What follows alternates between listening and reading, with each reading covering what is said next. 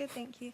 How has the evolution of cancel culture from an instrument for accountability to a mechanism for societal control impacted the balance between freedom of speech and social justice?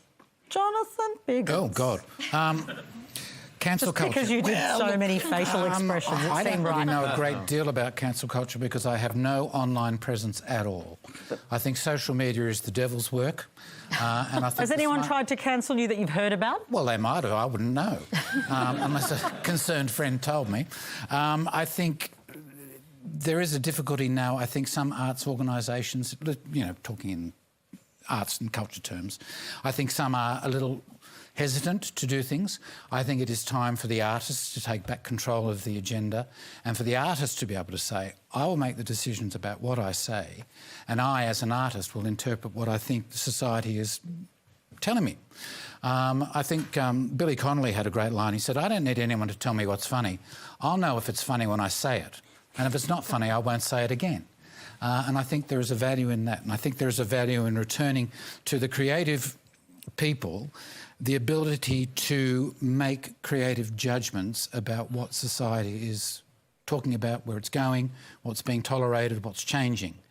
And I think there's a danger when an unelected, unrepresentative, vested interest in any particular issue makes people feel nervous about saying things. Isabel, do you think social media is the devil's work as well? Look, I think it can be... Just quoting from someone. Yeah, it can be a dangerous place, obviously, and I think that people are hesitant to maybe talk about their beliefs and their views. And, you know, I'm an artist and I definitely believe in the things that you're saying, and I know there are other people who are, you know, scared to express themselves. And Do you feel like people are hesitant to express what they really think? Yeah.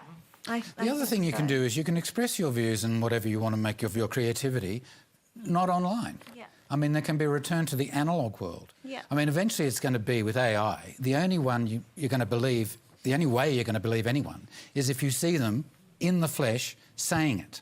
Mm-hmm. And I think there's a great possibility for the return of live performance, live theatre. I mean, look at what happened with apartheid in South Africa. I mean, the theatre was a vital part of that because it was the only place people could say something. They were very courageous, but they still did it. And I think as AI makes it almost impossible to trust anything you read on the internet, the notion of two people or three people or a group of people listening to someone in a space will become, again, vitally important. Wow, I like that. It's optimistic. Sort of. I'm always optimistic. I mean, firstly, there was the destruction of society, but then the optimism. Yeah, we've moved through that and then we rebuild. We have. Jen, is there a threat that cancel culture does have an impact on people's human rights and expression? Absolutely. I mean, look at an example that was in the news today. Free speech and social justice is so important, and cancel culture, I think, has been important in accountability, but it's also making people nervous to share things. And if we look at examples here at the ABC, Antoinette Lattouf, who was sacked from the ABC, determined today by the Fair Work Commission, for sharing a tweet from material from Human Rights Watch, an internationally reputable human rights organisation, about the use of starvation as a tool of war by Israel, which is the very thing that Netanyahu is now being sought for prosecution at the ICC. She was sacked from her job for sharing human rights information.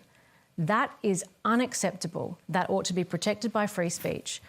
And frankly, I think there is a real concern about people who are concerned about sharing their views about Palestine because of, and we know from leaked text messages that there was a Zionist lobby campaign to have her removed from the ABC.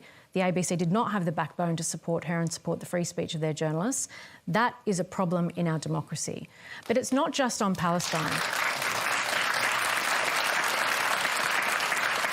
It's not just on Palestine. I work in the space, I defend women who speak out about gender-based violence. I represented Amber Heard. I have written a whole book about women speaking out about gender-based violence. In the social media, we can't discount the importance of social media as a space for expression. Women who are speaking out are being targeted. And I had people come up to me and say, I was scared to express my view to support Amber Heard because of the onslaught that I would face for speaking out about the violence that I saw. As her lawyer, I got death and rape threats. Every single person who put their head above the parapet to support her, let alone if we talk about what happened to Brittany Higgins in this country. So I think there is a real issue about creating safer spaces to enable anyone to speak out about important human rights issues, whether we're talking about Palestine, whether we're talking about women's experience of domestic and sexual violence. OK. If you're just joining us, you're watching Q&A Live with Nick Bryant, Kim Hoggard, Parnell, McGuinness, Jonathan Biggins and Jen Robinson. Plenty to get to tonight.